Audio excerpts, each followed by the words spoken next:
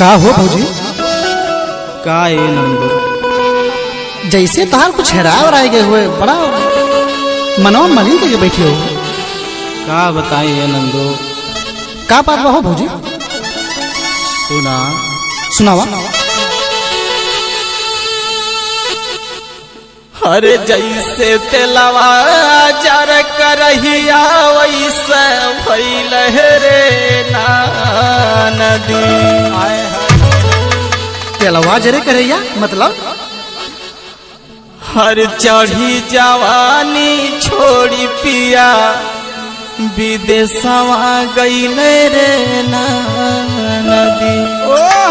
अच्छा ये तहार परेशानी बा। सुना सुनावा।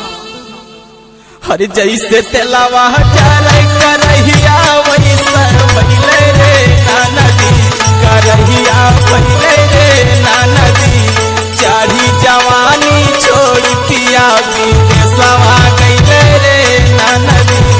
चढ़ी जवानी छोड़ी पिया विदेशवा गईले रे ना नदी।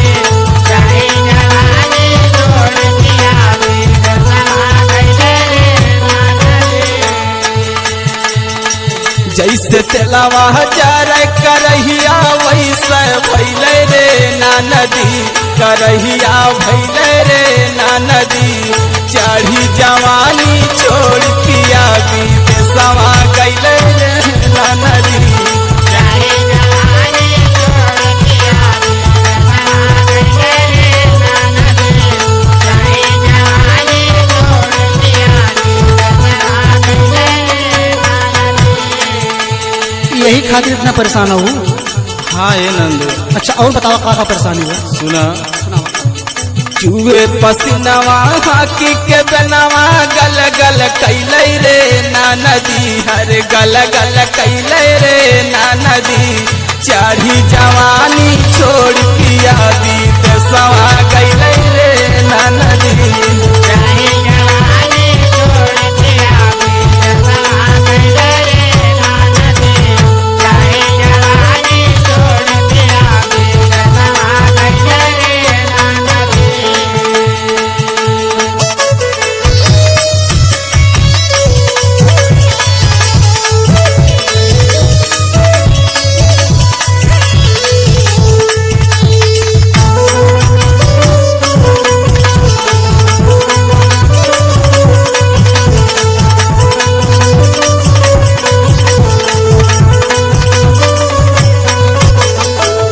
और सुनाए नहीं।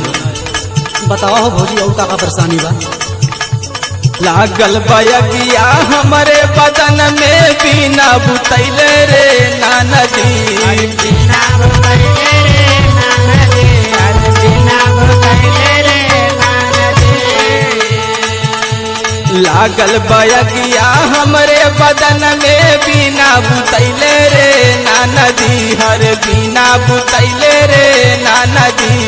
चढ़ी जवानी छोड़ पिया विदेशवा गईले रे ना नदी।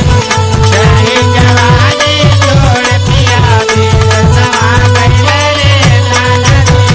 चढ़ी जवानी छोड़ पिया विदेशवा गईले रे ना नदी।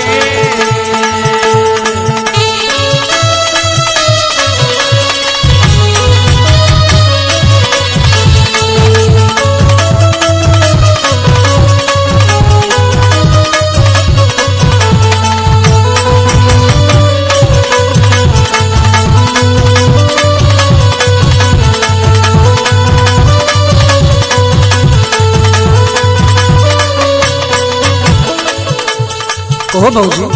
हाँ सुनाओ। लागत बाकी बड़ा मोहाइल हो। हाँ हो। बताओ का कैलू लिखा दे। सुना सुनावा।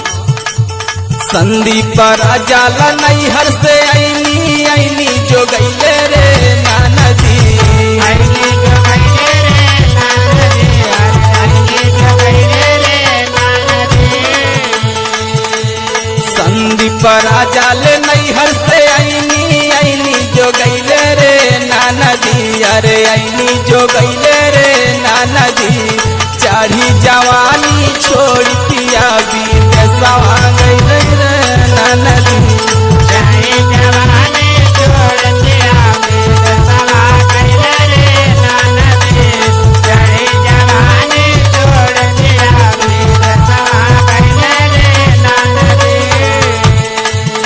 बड़ी दुख बा हो भौजी।